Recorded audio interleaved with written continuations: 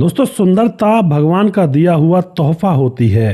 अगर कोई औरत ज़्यादा सुंदर है, हद से ज़्यादा, और फिर वह अपनी सुंदरता का फ़ायदा अपने पैसे कमाने के लिए और अपने जिस्म की भूख मिटाने के लिए करने लगे, तो फिर क्या होता है, उसके साथ क्या क्या होने की संभावनाएं हो जाती हैं।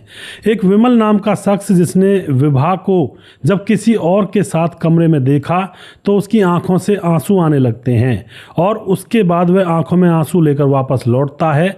इसकी कीमत उस औरत जो विभा थी, बहुत ही सुंदर थी, उसकी मासूम छोटी छोटी 2 बच्चियों को चुकानी पड़ती है इसकी कीमत। और फिर इसमें क्या होता है, पूरी कहानी यहाँ पर जानेंगे।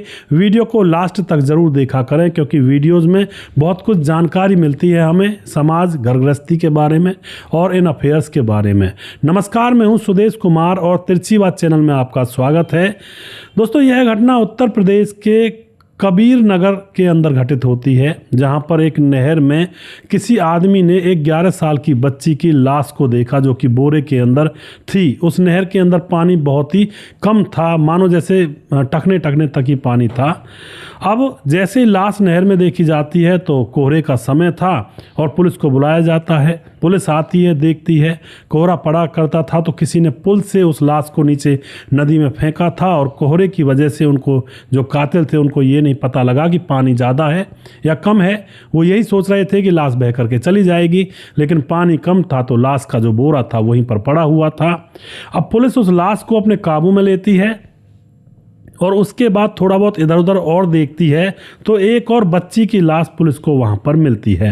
अब ये बच्चियाँ किसकी थी, इनके फ़ोटो वगैरह खींचे जाते हैं पुलिस के द्वारा और सोशल मीडिया पर डाला जाता है और थानों में सर्कुलेट कर दिया जाता है। अब जैसे फ़ोटोज़ को थानों में सर्कुलेट कर दिया जाता है तो उन फोटोज़ को देख करके एक आदमी थाने के अंदर आता है और जो अपने आप को नवीन बता रहा था, वह कहता है कि साहब, ये मेरी भांजियां हैं दोनों, जो बच्चियों की लाश मिली है, और यह मेरी बहन विभा की बेटी हैं। और पुलिस पूछती है कि विभा कहाँ है, इनकी माँ। तो जो भाई होता है नवीन, वह कहता है कि विभा हमसे अलग घर में रहा करती थी और उसका अफेयर चला हुआ था विमल नाम के शख्स से। अब तो यहाँ पर इतना क्लू पुलिस को जब मिल जाता है तो पुलिस उस विमल नाम के शख्स को धर दबोचती है और उसके बाद उसको पकड़ने के बाद उससे सख्ती से पूछताछ की जाती है। तो वह बताता है कि साहब, 12 फरवरी शाम 7 बजे आखिरी बार हमने विभा को देखा था, उसके बाद मुझे कुछ भी नहीं पता। अब इस तरह से पुलिस को वह गुमराह करने की कोशिश करता है। पुलिस उसके चेहरे के हाव भाव को देख करके पहचान जाती है कि मामला कुछ ना कुछ गड़बड़ इसी ने किया है। और उसके बाद उस विमल की अच्छी तरह से ठोकाई पिटाई की जाती है। तो अब वह रोने लगता है और फिर वह पुलिस के सामने कहता है कि साहब, मैं बताता हूँ, ये दोनों बच्चियाँ ही नहीं मरी हैं, इनकी माँ विभा भी, उसकी भी हत्या कर दी गई है, उसको, वह भी अब इस दुनिया के अंदर नहीं है। अब तो एक और नया खुलासा होता है और उसके बाद विभा की लाश को वह बताता है कि उसी नदी के किनारे आगे की तरफ जा करके तकरीबन 500 मीटर दूर उसकी लाश भी पड़ी है। पुलिस उस विभा, जो उन बच्चियों की माँ थी, उसकी लाश को भी अपने कब्जे में लेती है और उसके बाद उन सारी लाशों को पोस्टमार्टम के लिए भेज दिया जाता है। अब यहाँ पर पुलिस सारी जानकारी जानना चाहती है कि ये मामला क्या चल रहा है इन लोगों के बीच में। तो पुलिस अब यहाँ पर जब पूरी जानकारी घर वालों से और इसके प्रेमी से जुटाती है तो पुलिस को बहुत सारी चीज़ें यहाँ पर पता लगती हैं विभा के बारे में। जो ये विभा थी, इसके पिता और इसके भाई, इसके माता पिता हैं, इसका एक भाई है, भाई का नाम नवीन कुमार है। और विभा जो होती है, उसके पिता का नाम अशोक पांडे होता है। जब विभा कुंवारी थी तो वह इधर उधर लड़कों के साथ मुंह मारा करती थी। कुछ समय तक तो किसी को पता नहीं चला, लेकिन धीरे धीरे जब समय गुजरता है तो पिता अशोक पांडे को अपनी बेटी की करतूतों का पता लग जाता है कि इधर उधर लड़कों के साथ मजे लिया करती है। तो वह पिता अपनी बेटी की शादी के लिए लड़का ढूंढने लगता है कि इसकी शादी हो जाएगी तो फिर यह आफत हमारे गले से उतर जाएगी। तो उसके लिए एक लड़का ढूंढा जाता है जिसका नाम होता है प्रवीण, और प्रवीण से शादी की बातचीत की जाती है और उसके बाद प्रवीण से इसके घर वाले इसकी शादी कर देते हैं। शादी होने के बाद घर वाले ये समझते थे कि शायद अब ये सुधर जाएगी, अपने पति का घर इसको मिल चुका है। अब क्या होता है, कुछ समय के बाद इसको 2 बेटियां भी हो जाती हैं, लेकिन विभा की गंदी हरकतें अभी रुकने का नाम नहीं ले रही थी। अपने पति प्रवीण के घर भी यह इधर उधर लड़कों की तरफ देखा करती और जैसे मौका मिल जाता किसी को घर में बुला लेती, किसी के साथ खेतों पर चली जाती, किसी के साथ होटल चली जाती। इस तरह से यहाँ पर भी इसका कर्मकांड चल रहा था। अब जो पति होता प्रवीण, वह इसके इन जो कार्य होते हैं, इन कार्यों से परेशान हो जाता है और उसके बाद पति इसको छोड़ने का फैसला ले लेता है और उसके बाद इसको छोड़ देता है, घर से निकाल देता है। उसके बाद यह विभा जो होती है अपने माँ बाप के पास चली जाती है, लेकिन वहाँ भी यही कुकृत्य करती थी क्योंकि वह तो उसका पुराना सिचुएशन था, वहाँ से तो आई ही थी। और अब जो माँ बाप होते हैं वह भी इससे परेशान थे। इतने में ही विभा कहती है, पापा मैं ब्यूटी पार्लर खोलना चाहती हूँ, और वह ब्यूटी पार्लर की दुकान खोल लेती है। और अब तो ब्यूटी पार्लर की दुकान में लड़के भी आते और लड़कियां भी आती, और अब तो वह बहुत ही ज़्यादा बिगड़ चुकी थी। उसके साथ जितने लड़के आते उनके साथ मेल मिलाप मिलाती और उनके साथ संबंध बनाकर पैसे लिया करती, उसमें अपने जिस्म का सौदा किया करती। इस तरह से मामला जब चलने लगता है तो माँ बाप देखते हैं और माथे पर हाथ रख करके बैठ जाते हैं कि ये ज़िंदगी भर नहीं सुधरेगी, इसको सुधरना ही नहीं है। और उसके बाद इसके माँ बाप इसको छोड़ करके दूर जाकर रहने लगते हैं कि जिससे कि हमारा, कहते हैं ना, कलेजा ना जले, हमें जलन ना हो। और उसके बाद ये अकेली उस ब्यूटी पार्लर को चलाने लगती है। और ऐसा ही होता है दोस्तों, ब्यूटी पार्लर चलाते चलाते जब इसके माँ बाप और भाई शर्मिंदा होकर के इससे दूर हो जाते हैं, अब ब्यूटी पार्लर अकेली चलाया करती है, तो उस ब्यूटी पार्लर के अंदर एक विमल नाम का आदमी आया करता है और अब उससे ये नैन मिलाने लगती है। और विमल भी इसको काफ़ी पैसे दिया करता क्योंकि ये देखने में बहुत ही खूबसूरत और सुंदर थी, तो इससे खूब वह मज़े लिया करता। और ऊपर से विभा और जो विमल होता है, इन दोनों का अफेयर हो जाता है। और धीरे धीरे अब जो विमल होता है वह इसको अपनाने की कहने लगता है। कहता है कि जो तुमने किया या कुछ भी किया, या फिर लोग तुम्हारे बारे में कहते हैं भाई गंदी औरत है, लोगों के साथ जाती है, पर मुझे विश्वास नहीं होता तुम गंदी हो सकती हो। और वह कहता है कि मैं तुम्हें अपनाऊंगा और तुम्हारी दोनों बेटियों को अपने साथ रखूंगा, इनकी जिम्मेवारी उठाऊंगा, इनकी शादी भी करूंगा। यानी कि विमल अच्छा लड़का था देखने में, वैसे अगर देखा जाए तो। अब विभा, उसको तो अंतर मन में पता नहीं कौन कौन सी स्कीमें चला करती थी। वह खुश हो जाती है कि ठीक है अब मैं तुम्हारी ही बनकर रहूँगी।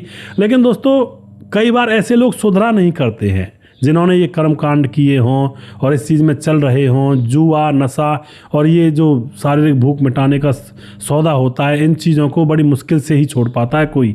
ये छूटे नहीं, छुटाए नहीं छूटती हैं।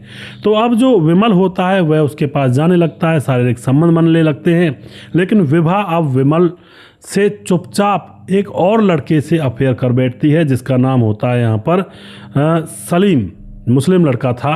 अब उस सलीम के साथ भी मौज मस्ती करती है। सलीम भी काफ़ी पैसे देता, मज़े से रहती है। उधर विमल है, सलीम है, और भी कोई लड़का आ जाया करता दुकान में तो उसके साथ भी। इस तरह से इसका माहौल चल रहा होता है।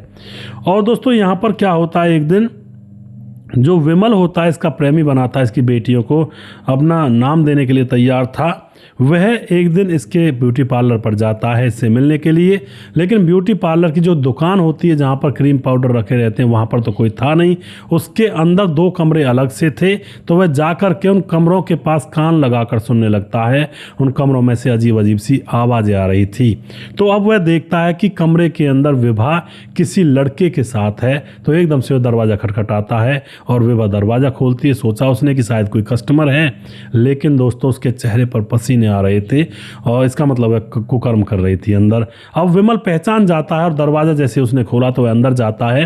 अंदर जाकर देखता है तो उसका प्रेमी, नया जो प्रेमी था जिसका नाम था सलीम, वह बेड पर निर्वस्त्र लेटा हुआ था। और उसको देख करके विमल के तन बदन में आग लग जाती है। वह आंखों में आंसू भर लाता है, कहता है विभा, जैसा लोग कहते थे ना, तू तो ऐसी ही निकली। मैं तुझे ज़िंदगी भर के लिए अपनाना चाहता था, इतना प्यार दे रहा था तुझे पिछले काफ़ी महीनों से, लेकिन तू मेरी भी ना हो सकी। और उसके बाद वह विमल आंखों में आंसू लिए वहाँ से वापस लौट जाता है। लेकिन विभा को इन बातों से कोई फर्क नहीं पड़ता था, क्योंकि दोस्तों उसने अपने पति को छोड़ा, उसके बाद न जाने कितने लड़कों के साथ अफेयर था और कितने लड़कों ने उसको पकड़ लिया होगा इधर उधर अफेयर करते हुए, तभी तो उसका हल्ला मचा था और उसको कोई फर्क नहीं पड़ता है। अब तो यहाँ पर जो विमल होता है वह उससे कहता है कि तू अभी भी ऐसे कुकृत्यों को कर रही है, विभा कहती है कि मैं तो ऐसा ही करूँगी, तुझे जो करना कर ले। और उसके बाद विमल का दिल टूट जाता है और वो प्लानिंग करता है। वो अपने साथ 3 अपने दोस्तों को मिलाता है और फिर दोस्तों पूरी प्लानिंग के तहत जब विभा अकेली थी तो उसके पास पहुंच जाता है। विभा की हत्या कर देते हैं लोग मिलकर के। और विभा को मारने के बाद अब 2 बेटियां थी। अब वह सोचता है विमल की अब ये बेटियां किसके सहारे रहेंगी, तो वह उन बेटियों की भी हत्या कर देते हैं। उस माँ की हत्या कर दी थी, उसकी दोनों बेटियों की हत्या कर दी थी। और उसके बाद यह लोग वहीं पर पड़ोस में खेतों में जेसीबी से गड्ढा खुदवा रहे थे उन लाशों को उसमें डालने के लिए। तो पड़ोस के खेत वाले जो होते हैं वो कहते हैं क्या करना है यहाँ पर, तो वह कहते हैं कि हमें कुछ कूड़ा करकट इसमें डालना है, तो इसलिए गड्ढा खुदवा रहे हैं। लेकिन दोस्तों यहाँ पर विमल के अब मन में बात बिगड़ जाती है कि हमने गड्ढा खुदवाया है, पड़ोसियों ने देख भी लिया है और कल को मामला खुल भी सकता है। तो वह गड्ढे में लाशों को दफन करने की जो प्लानिंग थी उसको रद्द कर देता है और उसके बाद वह नई प्लानिंग करता है। इन तीनों की डेड बॉडीज़ को बोरे में भर करके और फिर गाड़ी में इनको डाल करके नदी जो थी वहाँ पर उसके पुल पर ले जाता है। और मतलब धुंध थी और ये समझता है कि नदी पूरी भरकर चल रही है, लेकिन उसको क्या पता था नदी में पानी बहुत ही कम है। और बोरे को, जो बच्चियों के बोरे होते हैं, उनको दूर दूर डाल देता है। एक बोरे को एक जगह पर, एक बोरे को 50 मीटर दूर, और फिर जो विभा की लाश थी उसको 400-500 मीटर दूर जाकर डाल देता है। सोचता है कि अब ये सारी लाशें बह जाएंगी, लेकिन दोस्तों ऐसा नहीं होता। नदी में पानी कम था, लोगों को लाशें नजर आई, पुलिस आई, मामला खुलता है। विभा का भाई आया फोटो देख करके कि ये तो मेरी भांजियाँ हैं, और फिर यहाँ पर विमल को पकड़ा जाता है। इस तरह से दोस्तों यहाँ पर इस केस के ऊपर से पर्दा हटता है। यानी कि जिस्म और जो कहते हैं ना हवस को, और जिस्म के चक्कर में और पैसे के चक्कर में अपने शरीर को बेचा करती थी, मज़े लिया करती थी। उसको किसी कहते हैं ना किसी रिश्ते से, किसी के प्यार से कोई मतलब नहीं था। वो सिर्फ और सिर्फ हवस और वासना की डूबी हुई औरत थी और इसकी वजह से उसकी जान चली जाती है। दोस्तों आप जो भी कुछ कहना चाहते हैं अपनी राय कमेंट बॉक्स में लिख सकते हैं। और यहाँ पर मैं कुछ बात और बताना चाहता हूँ। कई बार हमारी घटनाओं के अंदर जैसे हम बताते हैं यहाँ पर, तो बहुत सारी लड़कियाँ जिनको दूर ले जाया जाता, उनकी हत्या कर दी जाती, तो उनका पता भी नहीं चलता है। तो उसके लिए GPS ट्रैकर अपने बैग में रख कर ज़रूर रखें और पेपर स्प्रे ज़रूर रखें। उन औरतों से भी कहना चाहता हूं जिनके साथ ज़बरदस्ती कुछ हो जाता है, जिससे कि दूसरे जो आरोपी है उसके ऊपर पेपर स्प्रे छिड़क करके वहां से भागने का मौका मिल सके। और उसके बाद हमारे साथ सेफ्टी अलार्म ज़रूर होना चाहिए, जिससे जैसे कि सीटी टाइप के होते हैं, जैसे कोई गड़बड़ हो तो सेफ्टी अलार्म बज जाए, लोगों का ध्यान जाए।